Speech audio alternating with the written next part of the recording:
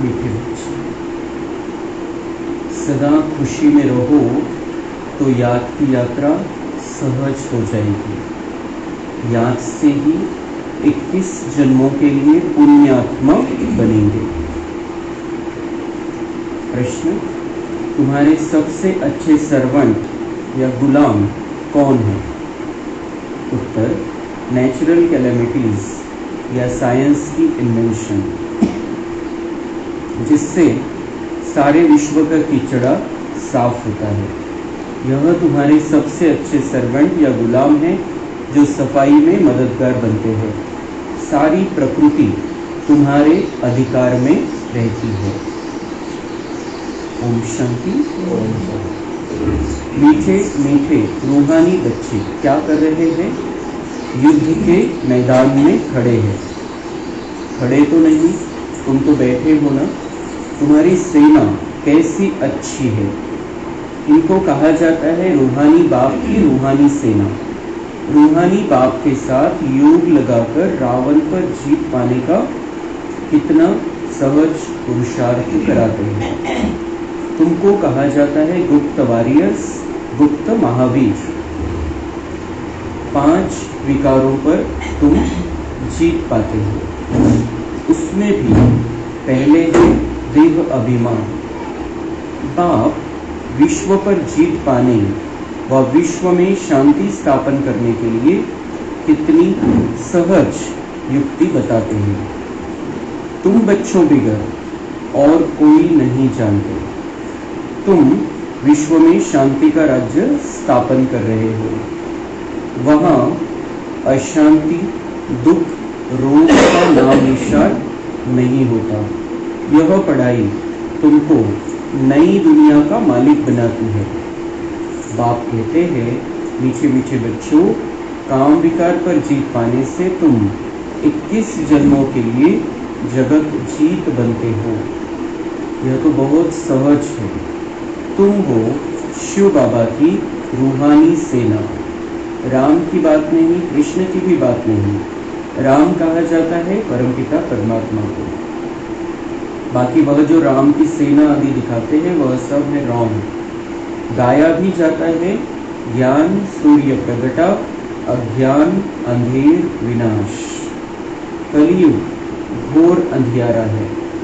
कितना लड़ाई झगड़ा मारा मारी है। सतयुग में यह होती नहीं। तुम अपना राज्य देखो कैसे स्थापन करते हो। कोई भी हाथ पाव इसमें नहीं चलाते हो। इसमें देह का भान तोड़ना है। घर में रहते हो तो भी पहले यह याद करो, हम आत्मा है, देह नहीं। तुम आत्माएं ही 84 जन्म भोगती हो। अभी तुम्हारा यह अंतिम जन्म है। पुरानी दुनिया खत्म होनी है। इसको कहा जाता है पुरुषोत्तम संगम युग का लीप युग। चोटी छोटी होती है ना, ब्राह्मणों की चोटी मशहूर है। बाप कितना सहज समझाते हैं। तुम हर 5000 वर्ष के बाद आकर बाप से यह पढ़ते हो, राजाई प्राप्त करने के लिए। एम ऑब्जेक्ट भी सामने है। शिव बाबा से हमको यह बनना है। हाँ बच्चों, क्यों नहीं। सिर्फ देह अभिमान छोड़ अपने को आत्मा समझ, मुझ बाप को याद करो तो पाप कट जाए। तुम जानते हो इस जन्म में पावन बनने से हम 21 जन्म पुण्य आत्मा बनते हैं। फिर उतराई शुरू होती है। यह भी जानते हो हमारा ही 84 का चक्र है। सारी दुनिया तो नहीं आएगी। 84 के चक्र वाले और इस धर्म वाले ही आएंगे। सतयुग और त्रेता बाप ही स्थापन करते हैं, जो अब कर रहे हैं। फिर द्वापर कलयुग रावण की स्थापना है। रावण का चित्र भी है ना, ऊपर में गधे का शीश है। विकारी टट्टू बन जाते हैं। तुम समझते भी हो हम क्या थे। यह है ही पाप आत्माओं की दुनिया। पाप आत्माओं की दुनिया में करोड़ों आदमी हैं। पुण्य आत्माओं की दुनिया में होते हैं 9 लाख शुरू में तुम अभी सारे विश्व के मालिक बनते हो। यह लक्ष्मी नारायण विश्व के मालिक थे ना, स्वर्ग की बादशाही तो जरूर बाप ही देंगे। बाप कहते हैं मैं तुमको विश्व की बादशाही देने आया हूँ, अब पावन जरूर बनना है। सो भी यह अंतिम जन्म मृत्यु लोक का पवित्र बनो। इस पुरानी दुनिया का विनाश सामने तैयार है। बॉम्ब्स आदि सब ऐसे तैयार कर रहे हैं जो वहां घर बैठे खलास कर देंगे। कहते भी है घर बैठे पुरानी दुनिया का विनाश कर देंगे। यह बॉम्ब्स आदि घर बैठे ऐसे छोड़ेंगे जो सारी दुनिया को खत्म करेंगे। तुम बच्चे घर बैठे योग बल से विश्व के मालिक बन जाओ। तुम शांति स्थापन कर रहे हो योग बल से, वह साइंस बल से सारी दुनिया खलास कर देंगे। वह तुम्हारे सर्वेंट है, तुम्हारी सेवा कर रहे हैं, पुरानी दुनिया खत्म कर देते हैं। नेचुरल कैलेमिटीज आदि ये सब तुम्हारे गुलाम बनते हैं। सारी प्रकृति तुम्हारी गुलाम बन जाती है। सिर्फ तुम बाप से योग लगाते हो तो तुम बच्चों के अंदर में बड़ी खुशी होनी चाहिए। ऐसे बिलीवेड बाप को कितना याद करना चाहिए। यही भारत पूरा शिवालय था। सतयुग में संपूर्ण निर्विकारी, यहाँ है विकारी। अभी तुमको स्मृति आई है, बरोबर बाप ने हमें कहा है कि यह नो एविल, गंदी बातें मत सुनो, मुख से बोलो भी नहीं। बाप समझाते हैं तुम कितने डर्टी बन गए हो। तुम्हारे पास तो अथाह धन था, तुम स्वर्ग के मालिक थे, अभी तुम स्वर्ग के बदले नर्क के मालिक बन पड़े हो। यह भी ड्रामा बना हुआ है। हर 5000 वर्ष बाद तुम बच्चों को हम रो नर्क से निकाल स्वर्ग में ले जाता हूँ। रूहानी बच्चे, क्या तुम मेरी बात नहीं मानेंगे? परमात्मा कहते हैं तुम पवित्र दुनिया का मालिक बनो, तो क्या नहीं बनेंगे? बाबा इस धरती पर सिर्फ और सिर्फ हमारे लिए आता है आणि बाबांना चांगलं वाटत नाही की आपण या नरकामध्ये राहतोय, या खराब चीची झालेल्या दुनियेमध्ये राहतोय। हे बाबांना चांगलं नाही वाटत। तो इसलिए बाबा हमें समझाता है कि तुम्हें अपने आप को निर्विकारी बनाना है, निर्विकारी स्थिति में रहना है। अभी रावण पर जीत पानी है, तो एक जन्म बाबा म्हणतात हा मृत्यू लोकाचा एक जन्म, मृत्यू लोकामध्ये तुम्ही आहे आणि मृत्यू लोकाचा हा एक जन्म तुम्ही पवित्र नाही राहू शकत। पवित्र राहण्यासाठी बाबांची जी श्रीमत आहे की तुम्हाला संपूर्ण पवित्रतेची धारणा करायची, काम विकार क्रोध लोभ मोह अहंकार। तो बाबा म्हणते क्या तुम मेरी बात नहीं मानेंगे? भगवान पूछ रहा है कि मैं तुम्हें इस रौरव नर्क से निकालने आया हूं और तुम अपने नर्क के संस्कारों में कब तक रहोगे? तुम्हें अब मैं उन सब बातों से छुड़ाना चाहता हूँ। नर्क की जो गंदगी है उससे छुड़ाना चाहता हूँ। तो तुम्हें पवित्र दुनिया का मालिक बनाने के लिए मैं जो श्रीमत देता हूँ, बाबा म्हणते क्या तुम उसको नहीं मानेंगे? क्या तुम उस पर नहीं चलेंगे? दुनिया तो गंदी हो गई है, दुनिया विकारी हो गई है, रावण का राज्य है। बाबा म्हणतात दुनियेमध्ये कसे झालेले लोक जैसे गधे जैसे बन जाते हैं, या प्रकारचा शब्द बाबांनी वापरलेला आहे की बिलकुल तो विकारांच्या स्थितीमध्ये राहतो। विकारी जो मनुष्य है, बाबा म्हणतात जसं त्याची स्थिती कशी झालेली, गाढवासारखी झालेली। तो अब बाबा हमें उस गंदगी से निकाल देवत्व की ओर ले जाना चाहता है। तो बाबा म्हणतात तुम्ही आता बिलकुल कोणत्या सेनेमध्ये सामील झाले? तुम्ही अशी सेना आहे जी परमात्मा या दुनियेमध्ये संगम युगामध्ये स्थापन करत असतो आणि ही सेना याच्यासाठी आहे की पुन्हा स्वर्णिम दुनिया यावी, स्वर्णिम भारत पुन्हा बनावा, यासाठी ही सेना आहे आणि या सेनेमध्ये आपण शामिल झाले। बाबा म्हणतात तुम युद्ध के मैदान पर हो, लेकिन बैठे बैठे बैठे बैठे तुम अपने अंदर के विकारों को खत्म करते हो। बैठे बैठे तुम इस दुनिया की गंदगी को अपने वाइब्रेशन से साफ करते हो। तो बैठे बैठे योग लगाते हुए, ज्ञान की धारणा करते हुए और जो भी हमारे से सेवा होती है वो सेवा करते हुए हम विश्व के मालिक बन जाते। युद्ध करने की जरूरत नहीं, युद्ध का मैदान है लेकिन शस्त्र अस्त्र हाथ में उठाने की हमें जरूरत नहीं है। हम ज्ञान के शस्त्र अस्त्रों के आधार से इस दुनिया के मालिक बन जाते हैं। तो हम रावण की सेना से निकल अब राम की सेना, जो सच्चा राम परमपिता परमात्मा है, उसकी सेना में हम शामिल हो गए हैं। और अब हम सारी दुनिया से रावण को हटा देंगे। रावण को हमें सारी दुनिया से खत्म कर देना है।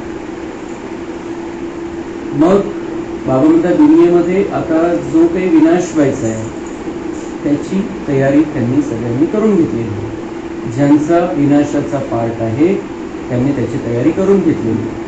हे जे 5 तत्व आहे, हे 5 तत्व बिलकुल आपल्या संपूर्ण तयारीमध्ये आहे की या दुनियेचा सफाया करायचा, या दुनियेची सफाई करायची। यासाठी हे 5 तत्व बाबा म्हणतात जसे काही तुमचे गुलाम आहे, तुमचे नोकर बनून काम करताय। आणि ते जे सायन्स वाले त्यांनी जे बॉम्ब्स बनवून ठेवलेले, बाबा म्हणतात वो भी तुम्हारी सेवा करेगा, क्योंकि ये दुनिया जब तक खत्म नहीं होगी तब तक नहीं हमारे लिए आ नहीं सकती।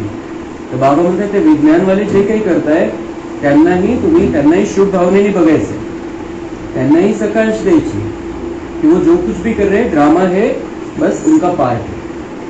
कोणालाही हे यानी असं करताय, हिंसा करताय, हे करताय, ते करताय, अभी उन सब बातों से हमें निकल जाना है। हमें सबको सकाश देनी है, शांति देनी है, शक्ति भरनी है उनके अंदर। और उनका जो पार्ट है ड्रामा अनुसार वो चलेगा। हमें बाबा म्हणतात तुम्हाला काय करायचंय, तुम्हाला शांतीमध्ये राहायचंय, पवित्र स्थितीमध्ये राहायचंय, निर्विकारी आपल्याला स्वतःला ठेवायचंय आणि तुम्ही विश्वाचे मालक बनून जा। बाकी विनाश ज्यांना करायचंय ते त्यांचं काम करतात। विनाश तो जरूर होगा, इस योग बल से ही तुम्हारे जन्म जन्मांतर के पाप कटेंगे। बाकी जन्म जन्मांतर के पाप कटने में टाइम लगता है। बच्चे शुरू से आए हुए हैं, 10% भी योग नहीं लगता है, इसलिए पाप कटते नहीं। नए नए बच्चे झट योगी बन जाते हैं तो पाप कट जाते हैं और सेवा करने लग पड़ते हैं। तर बाबा म्हणताय कुछ बच्चे शुरू से खूप जुने झालेले पण त्यांचा योग नहीं है, तर बाबा म्हणताय कि वो पीछे पड़ जाएंगे। और जो नए बच्चे आते हैं, जो योग में रहते हैं, सेवा में लग जाते हैं, वो आगे चले जाएंगे। मागचे थोडे ढिल्ले होऊन जातात म्हणून तर आपल्याला चान्स, जे पहिले आलेले ते ढिल्ले होऊन जातात म्हणून तर आपण नवीन आलेल्यांना चान्स आहे या ड्राम्यामध्ये। म्हणून आपला चान्स आपण खूप असं नाही की आपण खूप पहिले आले असतो तो खूप काही केलं असतं। बाबा म्हणते वो पुराने भी ढीले पड़ जाते, नए नए नए में हमें उमंग उत्साह में रहते हुए अपने आप को बहुत स्पीड में अब आगे बढ़ाना है। तुम बच्चे समझते हो अब हमको वापिस जाना है, बाप आया हुआ है ले जाने। पाप आत्माएं तो शांति धाम सुख धाम में जा न सके, वह तो रहती है दुख धाम में। इसलिए अब बाप कहते हैं मुझे याद करो तो तुम्हारे पाप भस्म हो जाए। अरे बच्चे गुल गुल फूल बन जाओ, दैवी कुल को कलंक नहीं लगाओ। तुम भिखारी बनने के कारण कितने दुखी हो गए हो। भगवान कह रहा है कि अभी फूल जैसे बन जाओ। अभी जो भगवान के कुल में आप आ गए हो कभी इसको कलंक नहीं लगाना है, पवित्र रहना है, शुद्ध रहना है, फूल जैसा रहना है। तुम विकारी बनने के कारण कितने दुखी हो गए। बाबा म्हणजे तुमचं दुःखाचं कारणच हे विकार आहे, तर या विकारांचं त्याग करा। यह भी ड्रामा का खेल बना हुआ है। पवित्र नहीं बनेंगे तो पवित्र दुनिया स्वर्ग में नहीं आएंगे। भारत स्वर्ग था, कृष्णपुरी में था, अभी नरकवासी। तो तुम बच्चों को तो खुशी से विकारों को छोड़ना चाहिए। विष पीना फट से छोड़ना है। विष पीते पीते तुम वैकुंठ में थोड़े जा सकेंगे। अभी यह बनने के लिए तुमको पवित्र बनना है। तुम समझा सकते हो तो बाबा मतलब एम ऑब्जेक्ट तुम्हारे सामने है, तुम्हें देवी देवता बनना है, लक्ष्मी नारायण जैसा बनना है, लेकिन ये बनने के लिए ये छोड़ना पड़ेगा। अगर लक्ष्मी नारायण जैसा बनना है, राजा बनना है, राजा रानी बनना है वहां पर, तो वो बनना है तो बाबा म्हणते यहाँ का विष पीना छोड़ना पड़ेगा। मतलब हर प्रकार के विकार का त्याग करना पड़ेगा। संपूर्ण निर्विकारी आणि संपूर्ण पावन स्थितीमध्ये राहावं लागेल, तेव्हा तुम्ही राजा राणी त्या नव्या दुनियेमध्ये बनू शकता। तो विष पीते पीते तुम वैकुंठ में थोड़ी जा सकेंगे। बाबा म्हणतात विकारी जीवन और ऐसे तुम नई दुनिया में थोडी जा सकोगे। इथं विकार सोडायचे, त्या प्रॅक्टिस मध्ये राहायचे, बिना विकारांच्या राहण्याच्या खूप काळची प्रॅक्टिस, आणि मग आपण नव्या दुनियेमध्ये वरच्या लेवलला राहू शकतो। तुम समझा सकते हो इन्होंने यह राजयोग कैसे प्राप्त की है? राजयोग से। यह पढ़ाई है ना, जैसे बैरिस्ट्री योग सर्जन योग होता है, सर्जन से योग तो सर्जन बनेंगे। यह फिर है भगवान वाच। रथ में कैसे प्रवेश करते हैं? कहते हैं बहुत जन्मों के अंत में इनमें बैठ तुम बच्चों को नॉलेज देता हूँ, जानता हूँ यह विश्व के मालिक पवित्र थे। अब पति कंगाल बने, फिर पहले नंबर में यह जाएंगे, इसमें ही प्रवेश कर, तुम बच्चों को नॉलेज देते हैं। बेहद का बाप कहते हैं बच्चे पवित्र बनो तो तुम सदा सुखी बनेंगे। सतयुग है अमरलोक, द्वापर, कलयुग है मृत्युलोक। इतना अच्छी रीति बच्चों को समझाते हैं। यहाँ देही अभिमानी बनते हैं, फिर देह अभिमान में आकर माया से हार खा लेते हैं। माया की एक ही तोप ऐसी लगती है जो एकदम गटर में गिर पड़ते हैं। बाप कहते यह गटर है, यह कोई सुख थोडी है। जे विकारांमध्ये राहतात, विकारी जीवन आहे, बाबा म्हणते जैसे की गटर में पडे हुए। कोणत्याही प्रकारचा विकार, काम विकार, क्रोध, लोभ, मोह, अहंकार, सगळ्या प्रकारचे विकार, बाबा म्हणताय ये सुख नाही आहे इसमें, आणि ते जीवनाची सवय झाली होती 63 जन्मापासून, म्हणून असं वाटतं की याच्यामध्ये प्राप्ती आहे काही ना काही। पण बाबा म्हणताय तुम तो गटर में पडे। गटर मध्ये काय भेटणार? स्वर्ग तो फिर क्या? याच्या तुलनेमध्ये स्वर्ग काय? आताचं गटर विकारांची, आणि स्वर्ग काय त्याच्या तुलनेमध्ये?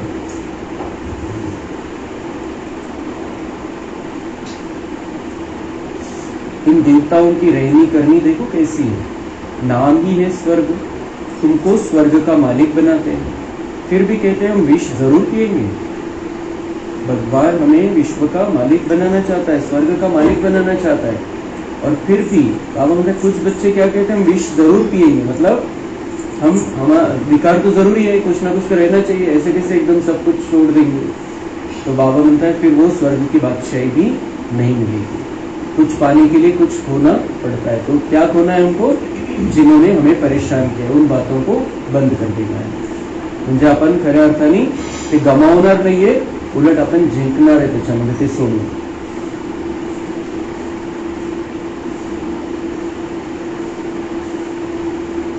तो बाबा म्हणते तुमको स्वर्ग का मालिक बनाते हैं, फिर भी कहते हैं हम विष जरूर पिएंगे तो स्वर्ग में आ नहीं सकेंगे। बाबा म्हणते पियो फिर विष, विकार में रहो, स्वर्ग में आ नहीं सकेंगे। स्वर्ग में मतलब सतयुग में नहीं आ सकेंगे, सतयुग की एंट्री बंद हो जाएगी। अगर बच्चे बनकर रह रहे हैं बाबा के, त्रेता में आना पड़ेगा। विकारों को अगर छोड़ देंगे तो सतयुग देखेंगे, सतयुग में रहेंगे। सजा भी बहुत खाएंगे, म्हणजे सतयुगामध्ये सतयुग तर कॅन्सलच होईल, पण सजा, त्याच्या सजा आहे धर्मराजपुरीच्या, त्या भोगाव्या लागतील। तर थोडंसं काही आपल्याला जे आपला स्वभाव संस्कार आहे त्याचा त्याग करावा लागेल, एवढंच करायचं। देवी देवतांसारखं राहायला सुरुवात करायची है, तो सजा से भी बच जाएंगे और हम सतयुग में भी पहुंच जाएंगे। तुम बच्चों की माया से युद्ध है। देह अभिमान में आकर बहुत छीछी काम करते हैं, समझते हैं हमको कोई देखता थोड़ी है। क्रोध लोग तो प्राइवेट नहीं होता, काम विकार में प्राइवेसी चलती है। काला मुंह करते हैं, काला मुंह करते करते तुम गोरे से सावरे बन गए तो सारी दुनिया तुम्हारे पिछाड़ी आ गई। तो बाबा म्हणता है कि क्रोध लोग तो दिखाई देता है, काम विकार तो दिखाई नहीं देता है, लेकिन सभी बातों को सब बातें हमारी रिकॉर्ड हो रही है। बाबा सब कुछ देख रहा है, इसलिए हमें हर विकार का त्याग करना है। बाबा म्हणते काला मुंह करते करते विकार में जाते जाते तुम गोरे से सावरे बन गए। बाबा म्हणते तुम मेरे बच्चे गोरे थे, बिना विकार के रहते थे, तुम सावरे बन गए, विकारी जीवन तुम्हारा बन गया, और आणि काय झालं त्याचा परिणाम? सारी दुनिया तुम्हारी पिछाडी आ गई। आपणच हा विकारांचा रस्ता दाखवू। आता पुन्हा आपल्यालाच या विकारांपासून दूर राहून दुनियावाल्यांना पण विकारांपासून दूर राहायला प्रेरणा द्यायची, शिकवायची। ऐसी पतित दुनिया को बदलना जरूर है। बाप कहते हैं तुमको शर्म नहीं आती? एक जन्म के लिए पवित्र नहीं बनते हो। भगवान कह रहा है, अधिकार से कह रहा है कि तुमको शर्म नहीं आती, एक जन्म के लिए पवित्र नहीं बनते हो। एक जन्म, सिर्फ एक जन्म अगर हम बाबा को साथ दे दे, बाबा के कहने पर चले, तो जन्म जन्मांतर हमारा वो कल्याण वाला जीवन रहेगा, खुशनुमा जीवन रहेगा। तो बाबा हमारे कल्याण के लिए हमसे पूछ रहा है, तुमको शर्म नहीं आती, तुम एक जन्म के लिए भी पवित्र नहीं बनते हो। पवित्रता मतलब सभी विकारों से मुक्ति। भगवान उवाच, काम मान शत्रु है, वास्तव में तुम स्वर्गवासी थे तो बड़े धनवान थे। बच्चे कहते, बाबा हमारे शहर में चलो, क्या कांटों के जंगल में बंदरों को देखने चलो। भगवान का मूड कभी कभी अलग लेवल पर रहता है। भगवान कह रहा है और बहुत प्यार से समझाता है की बच्चे म्हणायचे, आता मधुबनमध्येच बाबा यायचे तर बच्चे म्हणायचे आमच्या शहरामध्ये चला आणि तिथं बाबा मिलन होईल, तिथं चला, तिथं संदेश जाईल, तिथं अनेक आत्म्यांचं कल्याण होईल। तो बाबा तो मधुबनमध्येच यायचे, मधुबन में ही बाबा रहते थे, बाबा की प्रवेशता मधुबन में ही होती थी। तो बच्चे कहते थे हमारे शहर में चलो, तो बाबा का उत्तर क्या, कांटों के जंगल में बंदरों को देखने चलो। कांटों का जंगल है, सब विकारी पतित मनुष्य है, और वो मनुष्य भी कैसे हो गए, बंदरों जैसे। बंदर में जैसे 5 विकार रहते वैसे मनुष्य में, और मैं वहां चलूं, ऐसे तो बाबा इस धरती पर आता है जो पतित बन चुकी है, और फिर डायरेक्ट भी चलूं, बाबा म्हणता है ये मेरा पार्ट नहीं है। तुम बच्चों को ड्रामा अनुसार सर्विस करनी, तुम्हाला करायचंय, तुम्हाला जो संदेश द्यायचा तुम्हाला सगळ्यांना द्यायचा है। मेरा आने का स्थान मधुबन है, मधुबन में रहकर ही ये जो कार्य है मुझे करना है, तुम्हारा कार्य है सब तरफ जाकर सेवा करनी। गाया जाता है फादर शोज सन, बच्चों को भी जाकर सबका कल्याण करना है, हमें बाबा की प्रत्यक्षता करनी। फादर शोज सन, भगवान की प्रत्यक्षता हम बच्चों को करनी है, बच्चों को ही सबका जाकर कल्याण करना है। तो हमें बाबा ने यहाँ पर भेजा है ताकि हम सबका कल्याण कर सके, सबको रास्ता बता सके। बाबा ने सांगितलेले, तुम मेरे बच्चे हो, मधुबन तुम्हारा घर है, और मैंने तुम्हें इधर भेजा है सेवा के लिए, क्योंकि मैं हर जगह नहीं जाऊंगा, मेरा पार्ट नहीं है। तुम्हारे द्वारा इस धरती का इन मनुष्य आत्माएं जो कंगाल बन चुकी है, उनको मैं तुम्हारे द्वारा मालामाल बनाता हूँ। तुम्हारा पार्ट है सेवा करना, और सेवा से पुण्य जमा करना। नाही तर मग बाबांनी जर सगळं केलं असतं तर पुण्य बाबांना भेटलं असतं। इसलिए बाबा ने हम बच्चों को चांस दिया है। बाबा ने स्वतःला बांधून घेतलं मधुबन को कि हाँ अब बच्चे जाएंगे और बच्चे अपना पुण्य जमा करेंगे, नहीं तो बाबा ही जाता हर जगह बाबा जाता, तो हमें भाग्य बनाने का चांस ही नहीं मिलता। इसलिए भगवान ने बहुत अच्छा किया जो हम बच्चों को चांस दे रहा है कि हम सेवा करें और पुण्य जमा करें। बाप बच्चों को समझाते हैं, ये भूलो मत, हम युद्ध के मैदान में हैं, तुम्हारी युद्ध है 5 विकारों से। यह ज्ञान मार्ग बिल्कुल अलग है। बाप कहते हैं मैं तुमको स्वर्ग का मालिक बनाता हूँ 21 जन्मों के लिए, फिर तुमको नरकवासी कौन बनाते हैं, रावण। फर्क तो देखते हो ना, जन्म जन्मांतर तुमने भक्ति मार्ग में गुरु किए, मिला कुछ भी नहीं। इनको कहा जाता है सद्गुरु। बाप कहते हैं मैं तुम सब बच्चों को काल के पंजे से छुड़ाने आया हूँ। सतयुग में फिर काल आता ही नहीं, उनको अमर लोक कहा जाता है। अभी तुम श्रीमत पर अमर लोक सतयुग के मालिक बन रहे हो। तुम्हारी लड़ाई देखो कैसी है, सारी दुनिया 1-2 में लड़ती झगड़ती रहती है। तुम्हारी फिर है रावण, 5 विकारों के साथ युद्ध, उन पर जीत पाते हो, यह है अंतिम जन्म। बल शास्त्र में दिखाया है असुरों और देवताओं की लड़ाई हुई, परंतु वह सतयुग के, वह असुर कलियुग। शास्त्रामध्ये दाखवलेले बऱ्याच कहाण्या आहेत की देवतांची आणि असुरांची लढाई झाली, पण बाबा म्हणतात देवता कधी आहे, सतयुगामध्ये, असुर कुठे आहे, कलियुगामध्ये। तो फिर दोनों मिलेंगे कैसे, जो लड़ाई हो, युगच वेगवेगळे, त्यांचा काळच वेगवेगळा आहे। सतयुगामध्ये देवता, कलियुगामध्ये असुर, तो बाबा म्हणतात दोनों साथ में रहते ही नहीं है, तो फिर लड़ाई होगी कैसे, लड़ाईसाठी तर समोरासमोर पाहिजे। तो बाबा म्हणतात इसलिए देवता और असुरों की लड़ाई नहीं हुई।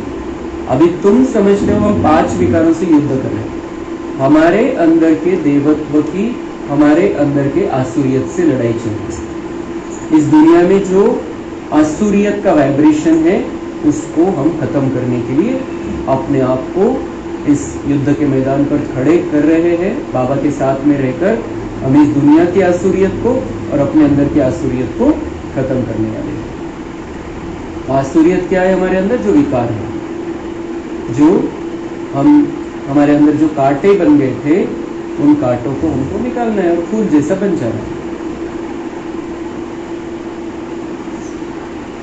तो इन पर जीत पाकर संपूर्ण निर्विकारी बन निर्विकारी दुनिया के मालिक बन जाएंगे।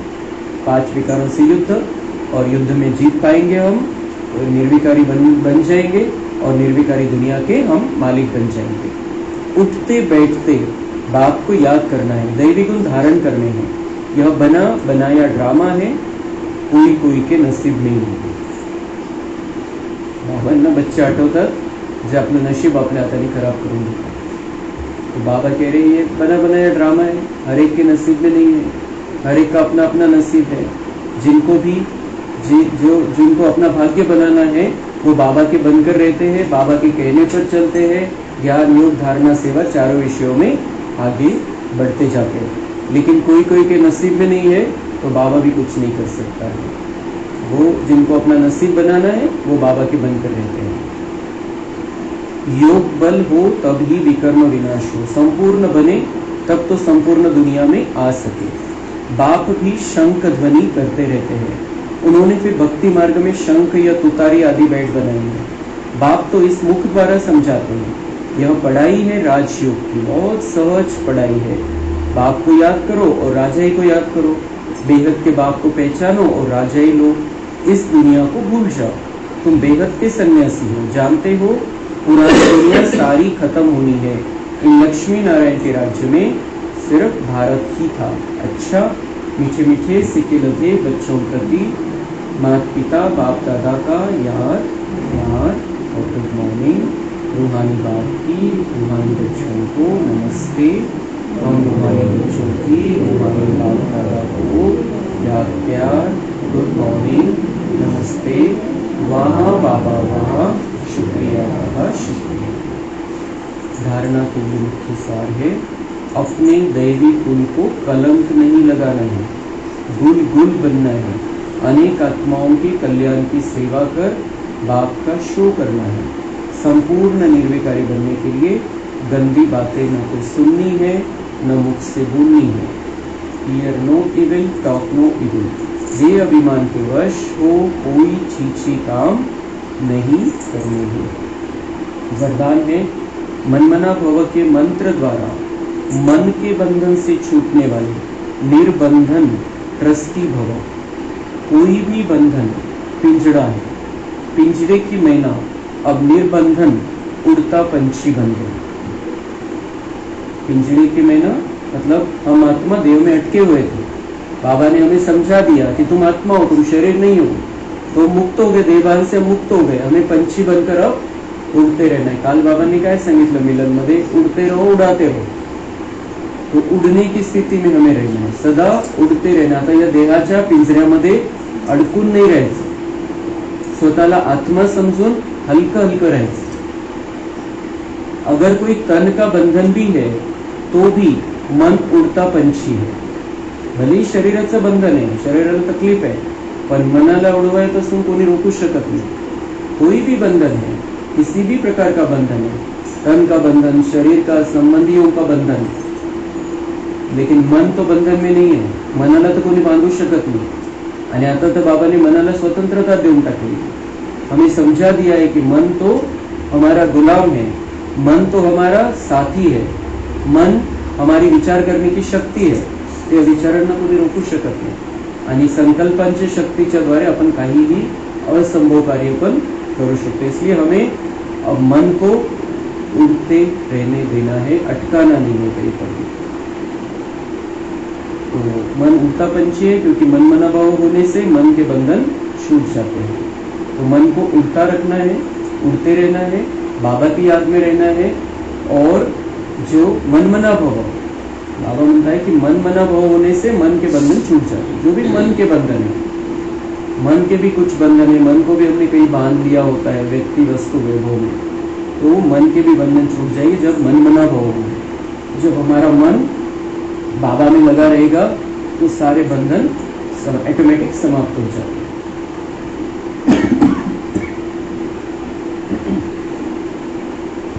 प्रवृत्ति को संभालने का भी बंधन नहीं, ट्रस्टी होकर संभालने वाले सदा निर्बंधन होते हैं। तो प्रवृत्ती को संभाळणे का भी बंधन म्हणून संसार नाही करायचा आहे। जे काही घर सांभाळायचं आपल्याला, पण ते बंधन नाही, ट्रस्टी होऊन सांभाळायचं की बाबाने मुझे संभालने के लिए, मी विश्वस्त आहे या घराचा, या कुटुंबाचा, या परिवाराचा।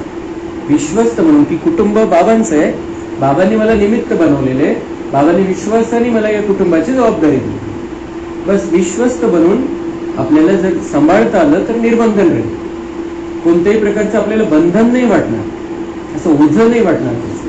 आपण उडत्या स्थितीमध्ये राहून कुटुंब, परिवार, जे अलौकिक परिवार आहे, सगळे दुनियेला आपण सांभाळू शकतो। पण जर आपण स्वतः बंधनामध्ये, आपण स्वतः असं समजतो की मला हे करायचंय, ओझं समजून, तर मग आपण आपलं तर करूच शकत नाही, परिवाराचे भलं नाही करू शकत आणि दुनियेचा तर प्रश्नच नाही।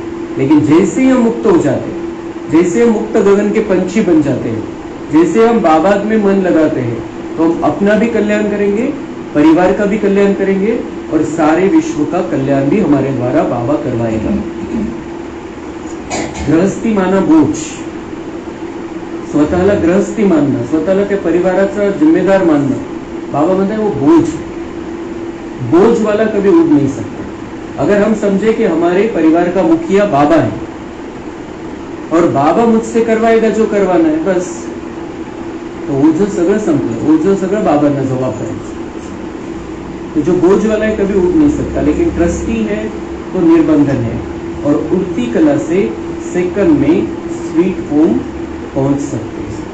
ट्रस्टी है तो कोई बंधन नहीं और हम सेकंड में उड़ती कला से स्वीट होम पहुंच सकते। एका सेकंदामध्ये बाबांकडे जाऊन आपण ताकद घेऊन येऊ शकतो। जर ओझं नाहीये, एक सेकंद इथून आत्मा निघाले, बाबांकडे गेले, टच केलं, सगळ्या शक्ती घेतली, शांती घेतली, परत येतो आणि परत आपण आपलं कर्मक्षेत्रावरती जी काही समोर परिस्थिती तिला तोंड देण्यासाठी सज्ज। लेकिन अगर बंधन है तो बाबा के पास जाएंगे नहीं, वाइब्रेशन ले नहीं पाएंगे, इसलिए बंधन से मुक्त रहेंगे।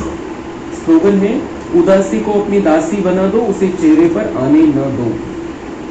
जसं बाबांनी काल सांगितलं आपल्याला कि उदासी मतलब जो खुशनुमा चेहरे से ही सेवा होने वाली है, अभी चेहरे और चलन से सेवा होने वाली है।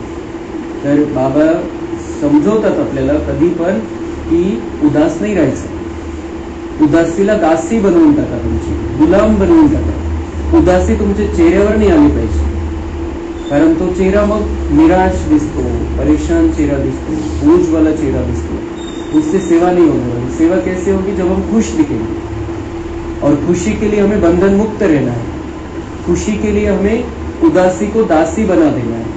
और बंधन मुक्त रहने के लिए बाबा ने हमें कल ही समझाया मुरली, मिलन की मुरली में, कि बंधन मुक्त बनने के लिए तुम्हें ज्ञान का धन मिला है, ज्ञान का खजाना मिला है, और इस ज्ञान के खजाने को हम जितना चिंतन में रखेंगे उतना हम बंधन से भी मुक्त होते जाएंगे, और बंधन से मुक्त होंगे तो उदास नहीं रहेंगे, खुश रहेंगे, सदा खुश रहेंगे। सदा खुश रहना है और खुशियां बांटनी है, तो अभी इस देह के पिंजरे से मुक्त होकर, मुक्त गगन का पंछी बनकर बाबा के साथ में हमें उड़ते रहना है। अच्छा, ओम शांति।